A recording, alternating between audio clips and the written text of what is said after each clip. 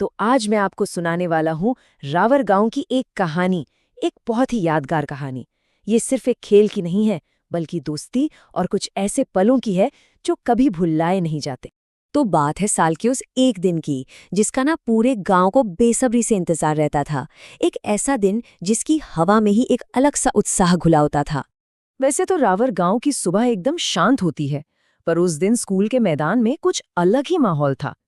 मैदान के एक कोने में बना केसरिया कंवर जी का मंदिर हल्की धूप में चमक रहा था, और बस वहीं पर सब धीरे धीरे इकट्ठा हो रहे थे। और ये सारा जमावड़ा था खोचिया दड़ी के लिए। अब ये खोचिया दड़ी रावर गांव का बहुत ही प्यारा, मतलब पारंपरिक खेल है। खेल क्या, त्योहार ही समझ लीजिए। अच्छा, तो ये खेल होता कैसे है? देखिए, नियम बहुत सीधे साधे हैं। एक टीम वो घेरे के अंदर खड़ी होगी डंडे लेकर, और दूसरी टीम बाहर से गेंद फेंककर उन्हें आउट करने की कोशिश करेगी। सिंपल है, पर मजा बहुत आता है। तो चलिए अब मिलते हैं इस कहानी के असली हीरोज से, मतलब हमारे खिलाड़ियों से। 2 टीम्स, 6 खिलाड़ी, और सब के सब एकदम तैयार।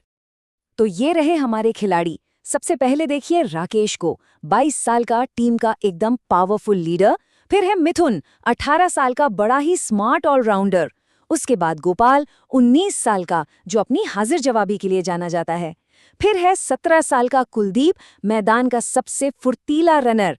मनीष, 18 साल का, जो शांत तो रहता है पर बड़ा चालाक है। और आखिर में है रविंद्र, 16 साल का, टीम का सबसे नया और जोशीला चेहरा। तो टीमें कुछ इस तरह बनी।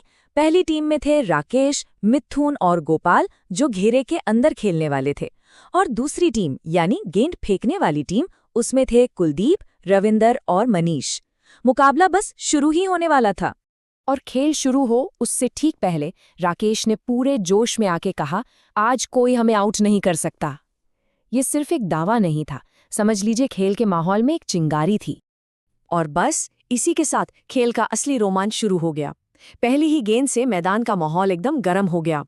तो कुलदीप ने पहली गेंद फेंकी और निशाना बनाया सीधा गोपाल को। ये था खेल का पहला आमना सामना। लेकिन गोपाल भी कहाँ कम था। उसने फौरन डंडे से गेंद को रोका और अपने वही मजाकिया अंदाज में चिल्लाया, अरे इतना आसान नहीं है भाई। और सब के सब हंस पड़े। फिर आया नया खिलाड़ी रविंद्र। उसने पूरी ताकत से तेजी से गेंद फेंकी। 1 सेकंड को तो लगा कि मिथुन गया, लेकिन उसने क्या कमाल की छलांग लगाई। हवा में ही खुद को बचा लिया। पूरा मैदान वाह वाह करने लगा।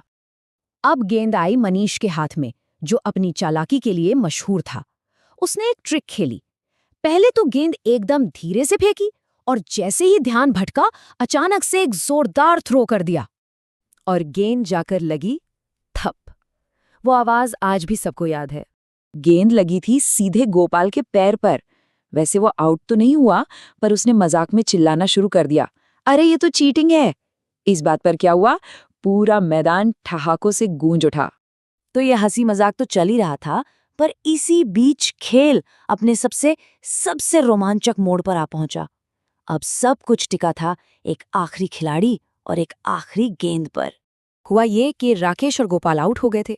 अब घेरे के अंदर बचा था सिर्फ एक खिलाड़ी, मिथुन। अब सवाल ये था कि क्या वो अपनी टीम को जिता पाएगा। पूरा गेम अब उसके कंधों पर था। और दूसरी तरफ था कुलदीप। उसने अपनी पूरी ताकत लगाकर वो आखिरी गेंद फेंकी। उस एक पल के लिए ना सबकी सांसें जैसे थम सी गई थी। लेकिन मिथुन, उसने कमाल कर दिया। उसने एकदम सही टाइमिंग देखकर डंडा घुमाया, गेंद डंडे से लगी और हवा में उड़ती हुई बहुत दूर जाकर गिरी। क्या शॉट था वो। उसने ना सिर्फ खुद को बचाया, बल्कि अपनी टीम को ये मैच भी जिता दिया। और ये देखते ही राकेश तो खुशी से उछल पड़ा, चिल्लाया, ये है हमारा चैंपियन। पूरा मैदान तालियों और शोर से गूंज उठा। लेकिन इस कहानी का असली मजा, या कह लीजिए असली मतलब, खेल खत्म होने के बाद समझ आया। जीत तो ठीक है, अपनी जगह है, पर उससे भी बड़ी एक चीज होती है जो इन छोटे छोटे खेलों को किसी भी गांव की जान बनाती है। तो हाँ, राकेश की टीम जीत गई थी, पर उसके बाद क्या हुआ? सारे के सारे खिलाड़ी, चाहे जीते हों या हारे हों, सब मंदिर के पास जाकर बैठ गए। वहां कोई कंपटीशन नहीं था, सिर्फ हंसी मजाक और बातें थीं। रविंद्र ने भी बोल दिया, कोई बात नहीं, अगली बार हम जीतेंगे। और इसी बात पे उस दिन के हीरो मिथुन ने मुस्कुराते हुए एक बहुत सही बात कही। उसने कहा, अरे भाई, खेल में हार जीत तो चलती रहती है, असली चीज है मजा आना चाहिए। और सही में यही तो इस खेल की आत्मा थी।